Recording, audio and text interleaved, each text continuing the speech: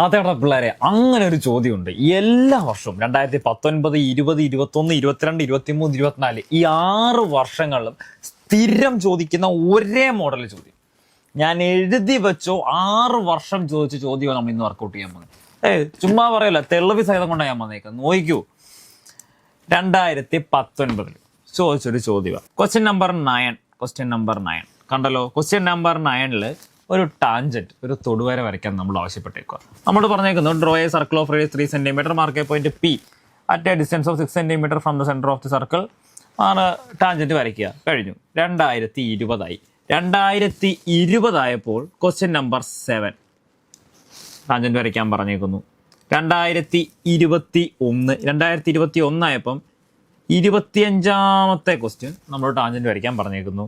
അതേപോലെ 2022 21ാമത്തെ ക്വസ്റ്റ്യനിലും ടാൻജന്റ് വരയ്ക്കാൻ പറഞ്ഞേക്കുന്നു. അതേപോലെ 2023 ആയപ്പോൾ 13ാമത്തെ ചോദ്യമായിട്ട് നമ്മളോട് ചോദിച്ചു.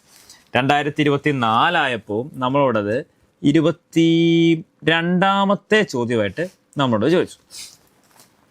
കണ്ടല്ലോ, തെളിവ് സഹിതം കണ്ടല്ലോ. 19, 20, 21, 22, 23, 24 നമ്മൾ എഴുതാൻ പോകുന്ന 25ലെ പരീക്ഷ. ചോദ്യത്തിന്റെ ഇമ്പോർട്ടൻസ് മനസ്സിലായോ? എല്ലാം പറഞ്ഞേക്കുന്ന ഒരേ ചോദ്യമാണ്. നിങ്ങൾ ക്വസ്റ്റ്യൻ പേപ്പർ എടുത്ത് നോക്കിയോ, ടാൻജന്റ് വരയ്ക്കാം. ഇങ്ങനെ ആയിരിക്കും ചോദ്യം ചോദിക്കുന്നത്. ഒരു ഡെമോ ക്വസ്റ്റ്യൻ ഞാൻ പറയാം.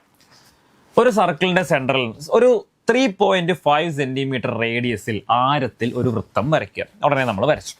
എന്നിട്ട് നമ്മളോട് പറയും സർക്കിളിന്റെ സെൻട്രൽ നിന്ന് ഒരു 7 cm മാറി ഒരു പോയിന്റ് ഇടുക. ആ പോയിന്റിൽ നിന്നും സർക്കിളിലേക്ക് എന്ത് വരയ്ക്കുക? ടാൻജന്റ് അഥവാ തൊടുവര വരയ്ക്കുക. ഇത്രയേ ഉള്ളൂ ചോദ്യം. 4 മാർക്കിന്റെ ചോദ്യമാണ്.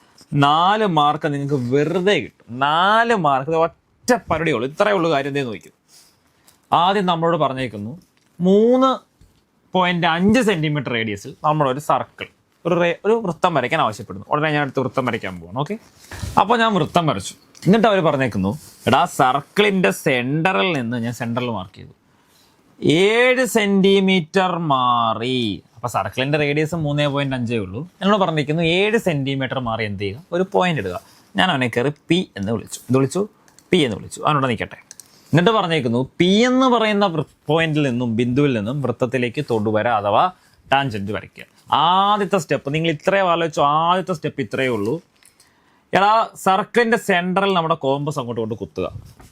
എന്നിട്ട് പകുതിയിൽ കൂടുതൽ, ഏകദേശം ഇത്രയും ദൂരം എടുത്തെന്ന് വെച്ചു, പകുതിയിൽ കൂടുതൽ ഇങ്ങനെ കോമ്പസിൽ എടുക്കുക. അത് ഈ സെന്ററിനെ ഇപ്പോൾ O എന്ന് വിളിച്ചാൽ O മുതൽ P വരെയുള്ള ദൂരത്തിന്റെ പകുതിയിൽ കൂടുതൽ എടുക്കുക. മുകളിൽ ഒരു ആർക്ക്, താഴെ ഒരു ആർക്ക്.